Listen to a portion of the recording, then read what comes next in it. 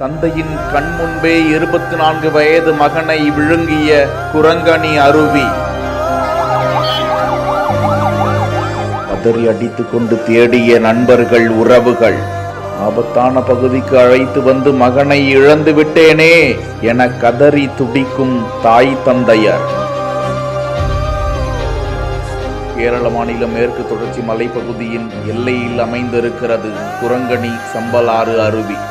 இப்பகுதி ஒரு தடை செய்யப்பட்ட பகுதி, ஆபத்தான பகுதி என்று அறிந்தும் ஏராளமான வெளியூரில் இருந்து வரும் சுற்றுலா பயணிகள் அப்பகுதிக்கு சென்று குரங்கணி அருவியில் குளித்து நீரோடையில் விளையாடுகிறார்கள்.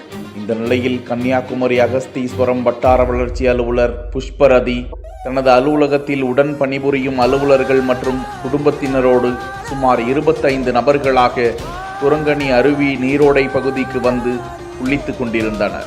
அப்போது புஷ்பரதியினுடைய மகன் 25 வயதுடைய தினகரன் ஆபத்தான பகுதிக்கு சென்று திடீரென மாயமாகியிருக்கிறார். தினகரனை தேடியும் மீட்க முடியாததால் குரங்கணி காவல்துறையினருக்கு தகவல் தெரிவிக்கப்பட அங்கு தீயணைப்பு துறையினரோடு வந்து தினகரனை தேடிய நிலையில் அங்கு சுமார் 10 அடி ஆழத்தில் உள்ள நீரில் மூழ்கி உயிரிழந்த நிலையில் தினகரனின் உடல் சடலமாக மீட்கப்படுகிறது.